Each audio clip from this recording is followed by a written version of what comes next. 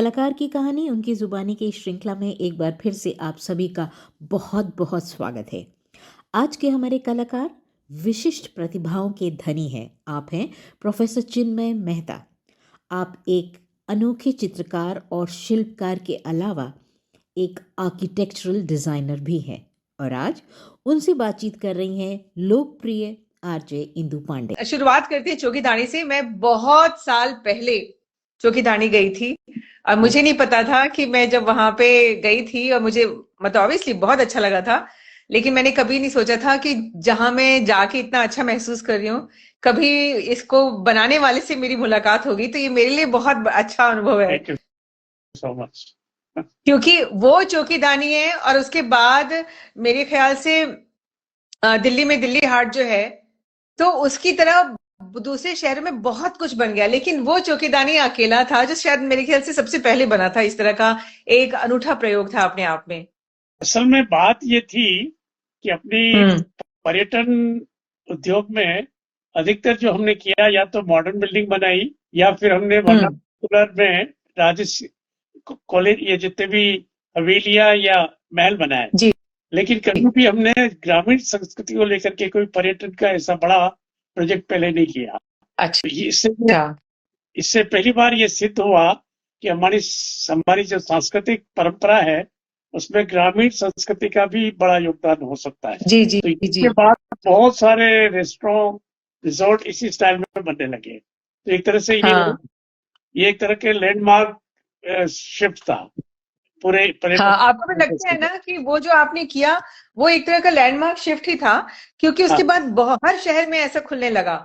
हाँ, लेकिन वो पूरी तरह संस्कृति को अच्छे से प्रतिनिधित्व नहीं दे पाया उसका। एक्चुअली ये बहुत जरूरी है कि आप इस तरह के कोई रिसोर्ट बनाए तो वहाँ की जो सांस्कृतिक परंपरा है, बहुत तरह की परंपरा है। हाँ। वो संगीत की है, नाच की है, कार्विंग की है और मांडना आर्ट की भी है। तो हमने तो उस समय मांडना आर्टिस्टों को बुलाया था वहां और आकर के उनसे काम कराया था। तो ये जब तक आप ग्रामीण संस्कृति को के बहुरूपी प्रदर्शन नहीं होगा तब तक वो इम्पैक्ट नहीं आएगा। वहां हमने कोई भी इंडस्ट्रियल प्रोडक्ट को आने नहीं दिया। वहां जो भी है वो गांव का है, चाहे वो बैलगाड़ी है, चाहे वो घोड़ा गाड़ी है, चाहे वो हट है या हट की तरह के और सारे के वहां के गांव के अनेक प्रकार के कंपोनेंट हम वहां लेके आए। तो उससे क्या हुआ कि वो बता रहे थे वहां के जो करता धरता, बहुत सारे बच्चे दिल्ली से इसलिए आते हैं कि उन्हें राजस्थान में गांव कैसा होता है उसका पता चौकीदानी जाकर ही पता लगता है। We collected. ये सच है। ये सच है, क्योंकि वो जो चौकीदानी है वो एक मॉडल की तरह हम लोगों के लिए बन गया है ना अब तो। हाँ, तो हमने भी जो मॉडल तैयार किया है वो इस तरह का तैयार किया है कि महिलाओं को लगातार रोजगार मिल सके। पहले हम कपड़े पे कागज पे सिखाते हैं, हैंडमेड शीट पे सिखाते हैं, ताकि जो दीवार वाले चित्र है उनको आप घरों में और ऑफिस में अच्छे से सजा दें। और फिर हमने उनको पक्की दीवार पे भी बनाना सिखा दिया। तो यहाँ बहुत सारे लोग मेरे पास आ रहे हैं कि आप एक महिला को बुलाइए, हम अपनी होटल की दीवारों पे इनको पेंट करवाएंगे। तो वो भी हाँ, एक तरह से अर्बन ब्यूटिफिकेशन का प्रोग्राम भी हम करना चाह रहे हैं। तो मंडाना आर्ट असल में है क्या? मतलब अगर इसकी हिस्ट्री थोड़ी सी देखेंगे तो असल में देखा जाए तो हमारी जितनी भी भारत के राज्य हैं उसमें चौक को सजाने की तो परंपरा पूरे देश में है। बंगाल में आपने सुना होगा वो अल्पना बोलते हैं उसको, महाराष्ट्र में हाँ इसी तरह से मतलब सभी जितने राज्य है वहाँ उत्तर से लेकर दक्षिण तक त्योहारों पर चौक मांडना कहते हैं हम उसे। जब हम फ्लोर को सजाते हैं तो वो चौक मांडना होता है। तो हमने चौक मांडना तो पूरे देश में भी है और राजस्थान के हर गांव में है। लेकिन ये दीवार वाला जो मांडना है, जो ज्यादा खूबसूरत पिक्टोरियल ट्रेडिशन है, वो सिर्फ सवाई माधोपुर में है।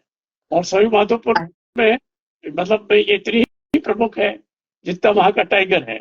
क्योंकि मुझे याद है कि जब मैं पहले जाता था तो टाइगर देखने के बाद वो सारे विदेशी गांव में कैमरा लेके घूमते थे और उनकी तस्वीरें खींचते थे और वो जाकर के वहां दिखाते थे। मेरे यहाँ हाँ, मेरे यहाँ एक अमेरिकन स्टूडेंट है। हाँ। उसने जब ये काम देखा तो बोला कि मैं उन महिलाओं के साथ रह करके आऊंगी। तो वो वहां गई और 10 दिन तक बिना सुविधाओं के वहां उनके साथ रही और उसने जाकर के वहां करीब पेंटिंग्स बनाई। उसने जाकर के वहां करीब 20 हाँ हाँ और जाकर के अमेरिका में उसने एग्जीबिशन बनाई। तो परंपराएं हमारे यहाँ अनेक है, बस उन पर ध्यान देने की जरूरत है और उनको बहुत अच्छे से प्रोत्साहित करने की भी जरूरत है। तो उसमें थोड़ी मंडाना आर्ट राजस्थान के बाहर भी जो बच्चे हैं, भारत में स्पेशली, तो वो लोगों के अंदर रुचि है इसको सीखने की? मैंने क्या किया है कि जो जिस फैकल्टी से मैं रिटायर हो गया हूँ उस फैकल्टी के बच्चों को भी तैयार कर दिया। वो क्या, अच्छा। हाँ, वो अब मेरे साथ वहां जाते हैं गांव में और वो सारा जो उसका वर्कशॉप जो है कौशल विकास का कार्यशाला वही ऑर्गेनाइज करते हैं। और कुछ बच्चे ऐसे जो गांव से आए हैं वो तो उनके साथ पेंटिंग भी करते हैं। तो देखा जाए तो कोई भी कला तभी तक जीवित रहती है वो जीवन का अभिन्न अंग बन जाए। वो अभी तक नहीं हो रहा है। हमें उस कोशिश करनी चाहिए कि how we make all this folk traditions to be the part of life. तो ये महिलाएं ज्यादा बनाती थी पहले कि दोनों लोग, पुरुष ये और महिला दोनों? देखिए, ये बाकी जो मधुबनी में तो पुरुष और महिलाएं दोनों करती है, हाँ। लेकिन राजस्थान में ये कला सिर्फ महिलाओं की है। अच्छा। हाँ, वो पुरुष इसमें कोई इन्वॉल्वमेंट नहीं है उसका। ये बहुत तो बड़ी इसके बात है। पीछे क्या चीज थी जब उन्होंने शुरू की होगी मांडना? तो वही वो रंगोली वाला कॉन्सेप्ट नहीं, था? असल में ये तो कोई सिस्टमैटिक इवोल्यूशन नहीं होगा। कुछ काम जो है कुछ महिलाएं ही करती है। घर में बहुत सारे काम महिलाएं ही करती है। लीपना पोतना उसको सजाना वो सारा काम महिलाएं करती है। पुरुष बिल्कुल सही कहा। बाहर का काम का हाथ बाहर, पुरुष जो दूसरे काम है घर के उससे करता है। महिलाएं घर को सजाना है, मांडना करना है, ये सारा महिलाओं का काम है। तो क्या कोई इस पार्ट ऑफ पुरुष आर्टिस्ट है मांडना करने वाला? वो बड़ी नए बच्चे करना शुरू कर रहे हैं, लेकिन ये जो ट्रेडिशन जो है वो तो महिलाओं का ही है। हमने अभी अच्छा। जो 300 हमने जो 300 महिलाओं को जो प्रशिक्षित किया वो सारी महिलाएं हैं, उसमें पुरुष एक भी नहीं है। तो ये और मैं तो खाली जो डिजाइन है उनके मन में चल रहा होता है कि आज हम कौन सा डिजाइन बनाएंगे, कि किसके खास पैटर्न है मांडना के? नहीं, जो मांडना के जो जितने पैटर्न्स और अच्छी फॉर्म है उनको सबको हम एकत्र कर रहे हैं। अच्छा। उनका पूरा मैंने एक आर्काइव बना लिया है। अब हम्म, मैंने क्या किया है कि मैं तो स्वयं भी एक पूरी मैं आर्ट की सीरीज बना रहा हूँ जो inspired by tribal pictorial form. पूरी सीरीज बना रहा हूँ न्यू एब्स्ट्रैक्शन की। एक अमेरिकन गैलरी उसके लिए तैयार हो रही है कि आप 30 पेंटिंग्स महिलाओं की लगाइए और 30 आप जो इंस्पायर होकर कर रहे हैं, नया फॉर्म क्रिएट कर रहे हैं, इनसे इंस्पायर होकर के उसको भी प्रेजेंट करिए। अरे वाह। इससे हम ये कहना चाह रहे हैं कि हमको विदेश की तरफ झांकने की कोई जरूरत नहीं है। अगर हम अपनी कला से प्रेरणा लें तब भी समकालीन कला की बहुत संभावनाएं हैं। और समकालीन कला की नहीं, समकालीन डिजाइन की भी। ये सब जी जी जी।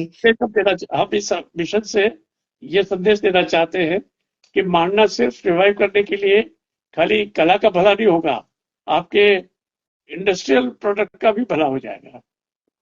तो जितना भी जैसे चौकीदानी हो गया, मांडना हो गया, तो ये सब रूरल टूरिज्म से जुड़ा हुआ है। तो जो और आज का रूरल टूरिज्म बहुत अपने जिसको कहते हैं पीक पे है, जो शहर के लोग हैं वो सब देखना चाहते हैं। तो इस बारे में आपका क्या ख्याल है? क्योंकि रूरल टूरिज्म अगर बढ़ रहा बहुत है। अच्छा सवाल पूछा आपने।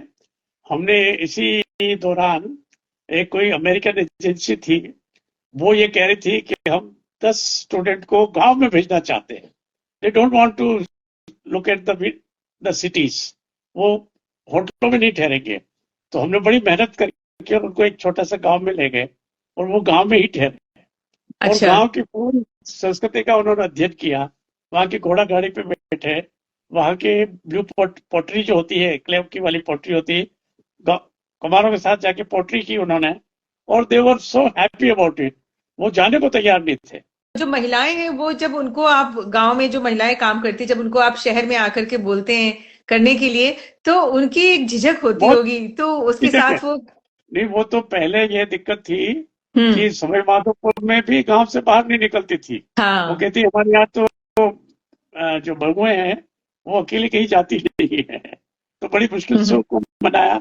हाँ सबसे बड़ी बात ये देखी मैंने कि अगर ये रोजगार से जुड़ जाती है तो फिर कठिनाइयां काम है। हमने हाँ ये तय कर दिया कि जब भी घर से बाहर निकलेगी, इनकी जो दिहाड़ी जो होती है, वो दैनिक जो अर्निंग होती है, उसको हमने सुनिश्चित कर दिया। तो अब वो हमारा अच्छा इंतजार करती है कि आप कब आ रहे हैं। उनको ये लगता है कि खेत में तो सब कुछ उठाना पड़ता है, मैनुअल वर्क है, यहाँ तो बैठ करके पेंटिंग बनानी है, तो enjoy doing it, you know.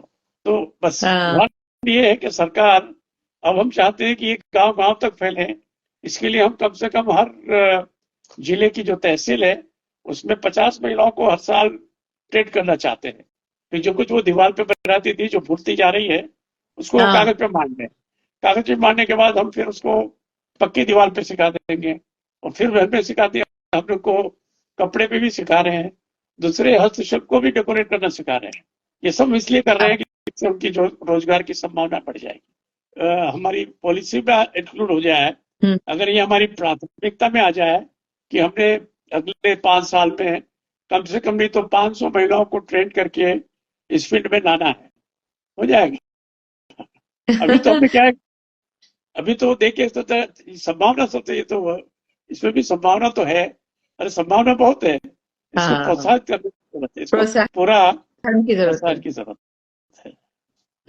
तो एक चीज और मैं पूछना तो नहीं, मतलब मैं, मुझे कौतूहल है कि आप इतने मल्टी टैलेंटेड हैं, मतलब वो आर्किटेक्ट भी हैं, चौकीदानी भी डिजाइन किया, फिर ये भी है, और अभी भी लग रहा है कि काफी कुछ अभी बचा हुआ है जो मैं निकलवा नहीं पा रही हूँ आपसे।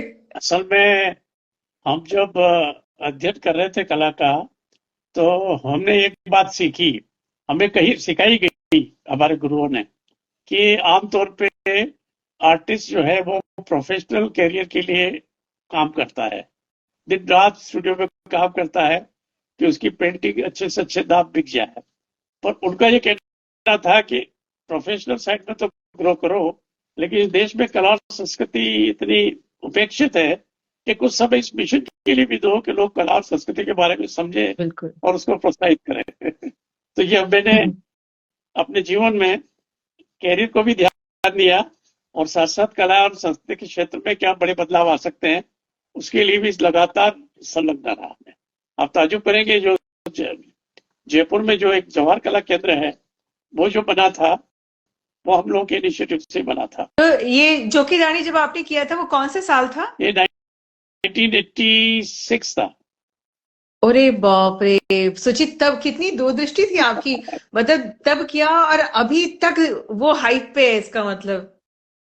असल में हुआ क्या कि हम नकल तो हम्म करते हैं, लेकिन नकल करने से पहले जो एक सांस्कृतिक गहराई होनी चाहिए, सांस्कृतिक समझ होनी चाहिए, वो जब तक नहीं होगा तब तक संस्कृति का वेरिएशन हम उसमें अलग अलग वैरायटी को उत्पन्न नहीं कर सकते हैं। सोचते हैं बस जब ढाणी, गांव गांव की ढाणी होती ही, झोपड़ी होती ही ढाणी हो जाएगी, ऐसा नहीं है। ऐसा नहीं है, ऐसा पूरा नहीं है, उसमें आत्मा डालनी पड़ती है। अब तो ढालनी पड़ेगी। गांव में जाके हाँ रहिए, आप गाँव वालों से बात करिए, उनकी संस्कृति को अच्छे से समझिए, और फिर उसको वापस रेप्लिकेट करिए। तो एक ही बना कि और भी बने जयपुर में? मैं तो वही। मैंने करीब 6 तो ढाणियां डिजाइन की, और करीब 3 शिल्पकार डिजाइन किए, और अभी भी मेरे पास ढाणी बनाने के लिए आमंत्रण आ रहे हैं, लेकिन मैंने थोड़ा कम ध्यान दिया है क्योंकि मैं रिवाइवल ऑफ मामना आर्ट पे लगा हुआ हूँ। ये जो आपकी पीछे पेंटिंग है, ये मारना है जो पीछे है? हाँ, ये बिल्कुल बांटा भाई की, स्वामी माधोपुर की है। बहुत ऐसे सुंदर है। ऐसे मैंने 300 पेंटिंग इकट्ठी कर ली है। हमारा ये सपना है कि ये कला, ये लोक और आदिम कला जो भी हम कहें, मधुबनी और मध्य प्रदेश की गौड़ और महाराष्ट्र की वर्ली के बराबर सुंदर है, और इनको हमें अंतर्राष्ट्रीय स्तर पर लोकप्रिय बनाना है। और उद्देश्य ये है कि revival is not the interest, we want to see that we get livelihood for the village painters. इसमें जो भी हमें सहयोग दे सकता है उनका स्वागत